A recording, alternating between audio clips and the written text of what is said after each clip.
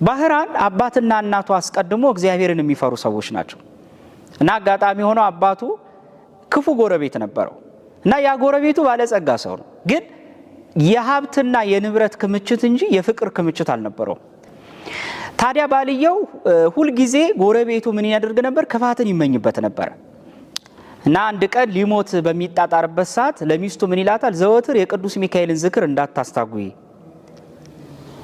ምታጩ እንኳን ባዶ ጥሪት እንኳን ቢኖርሽ ቅዱስ ሚካኤልን ከመዘከር ወደ ኋላ እንዳትይ ብሎ ሚስቱን አሳስቧት ይሞታል። በሞተበት ሰዓት በጣም ስታለቅስና ስታዝን ቅዱስ ሚካኤል ወዲያው ተገለጠና ምን አለ ይላል?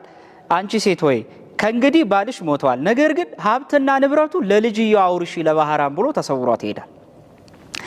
ቅዱስ ሚካኤል በሰው አምሳል ሆኖ ለእናትየው ለልጇ ለባህራን ንብረቱን እንድታወርስ ሲናገር ለካ ያ ክፉ ጎረቤት ባለጸጋ ከመስኮቱ ላይ ሆኖ ይሰማ ነበር ይላል። ስለዚህ እንዴት ነው ይሄንን ጥሪትና ይሄንን ሀብት እንዴት ነው መወርሰው ብሎ ማሰብ ጀመረ። ልጅየው ባህራን 10 ዓመት ሆነ እና አጋጣሚ ሆኖ እናትየው ጥሪት ያልቀባታል፣ ገንዘቡ ያልቃል። ልጇን የምታበለው ልጇን የምታጠጣው ለእርሷም ጤናዋን የምትጠብቅበትን ነገር እስከ ማጣት ድረስ ያን ጊዜ የመቸገሯን ነገር ጎረቤትየው ባለጸጋው ስለሰማ ክፋትን አስቦ ምን አድርጋ? አንቺ ሴት ሆይ ለምን ልጅሽን እኔ እንደ ልጅ አድርጌ ያላሳድግልሽም ማለት። ይሄ ባለጸጋ እውነት ለመናገር ለባህራን አዝኖ አልነበረም ይሄን ያለው ክፋትን ስላሰበ እንጂ። በኋላ ወሰደው፣ አሳድጓለሁ ብሎ የወሰደው ልጅ ግን በቁመቱ ልክ ሳጥን አሰርቶ ቁልፍ ቆልፎበት ሳጥኑንም ወደ ባህር ጣለው፣ ቁልፉንም ወደ ባህር ወረወረው። እግዚአብሔር ግን ከባህራን ጋር ነበረ። የእናትና የአባቱ ጠባቂ ነበረ። እናትና አባቱ ሲዘክሩት የነበረ ያ የመልካም ቤተሰብ ዝክርን ሲያይ የነበረ ቅዱስ ሚካኤል በልጃቸው ሊክሳቸው ፈለገ። ያቺ ሳጥን ሄዳ ወደ ሌላ ሀገር ባህሯ ወደ ምድር ተፋችሁ ይላል። እዛ አካባቢ አንድ እረኛ ነበር እና ሲያይ ወርቅና ብር መስሎት ነበረ። ሲጠጋ የሚከፍትበት መንገድ አጣ። ምክንያቱም የተቆለፈ ሳጥን ነው። ቁጭ ብሎ ማሰብ ጀመረ። እንዴት አድርጌ ነው የሳጥኑን ቁልፍ መክፈት የምችለው ብሎ ሲያስብ እግዚአብሔር ወዲያው ተገለጠና ከሰማይ አንተ ሰው ሆይ ይህንን ሳጥን ትከፍት ዘንድ ይገባሃል፣ ነገር ግን ሳትጠራጠር ከወዲያ አካባቢ አሳ የሚያጠምዱ ሰዎች አሉ፣ አሳ ባካችሁ ስጡኝ ብለህ ጠይቃቸውና ከዛ አሳ ውስጥ ታገኛለህ አለው። ወደዛ አካባቢ ሄደና አሳ የሚያሰግረውን ሰውዬ ምን ብሎ ጠየቀው? ባክህን አለው በእኔ ስም መረብ ወርውርልኛል እና በእኔ ስም ወርውረ የጣልከው መረብ ያጠመድከውን አሳ ትሰጠኛለህ፣ 20 ወቄት ወርቅ ልስጥህ አለው።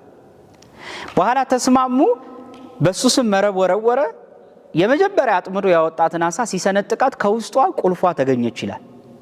ምን አሰበ ይሄ ሰው? ለካ የእግዚአብሔር ፈቃድ ነው ይሄ ቁልፍ ማለት የሳጥኑ ነው ብሎ ቁልፉን ወስዶ ሳጥኑ ሲሞክሮ ተከፈተ። ሲያየው ግን ወርቅና ብር አልነበረም። አንድ የ10 ዓመት ብላቴና አዳጊ ልጅ ነበረ። ስለመጣበት ነገር ጠየቀውና ሊያሳድገው ወደ ቤቱ ወሰደው።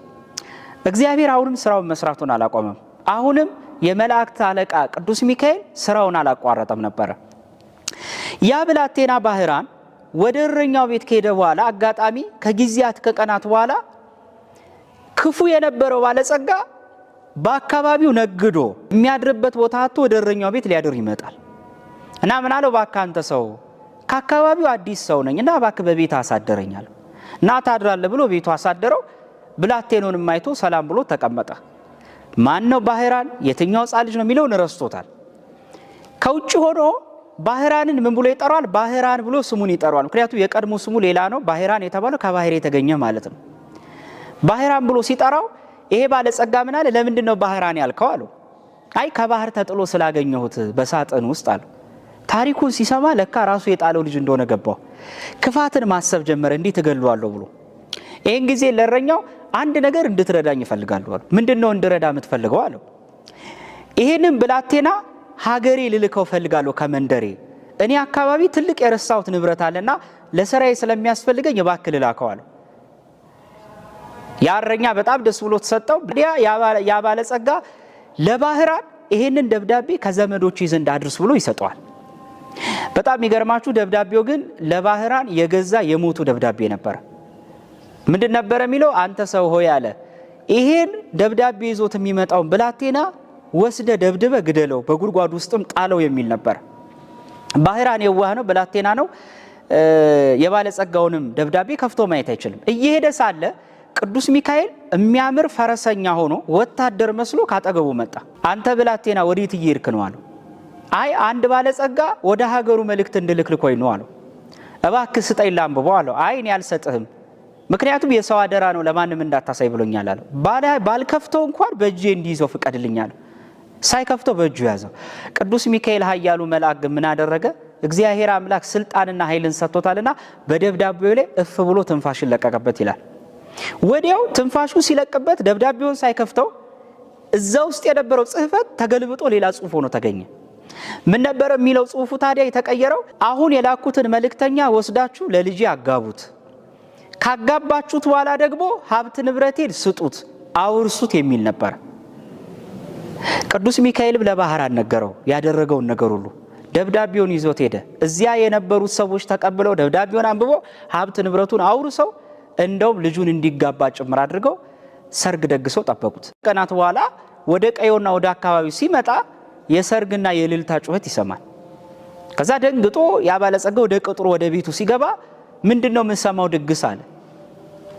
አይ አሁንማ የምትሰማው ድግስና ሆታ ልጅህን ደብዳቤው ለላከው ሰው አጋብተን ነው አሉት። በጣም ደነገጠ። እንዴት ይሄ ሆነ? አንተ እኮ ጽፈህ የሰጠህን ደብዳቤ ነው አሉት። ያን ጊዜ ወዲያው ነፍሱ ከስጋው ወደቀ፣ ነፍሱ ከስጋው ተለይታ ሞተ ይላል። ቅዱስ ሚካኤልም ቀሰፍ ወደ ሲኦል ወረወረው ይላል። ባህራንም ትዳሩን ባርኮለት ለቅድስና የበቃ አባት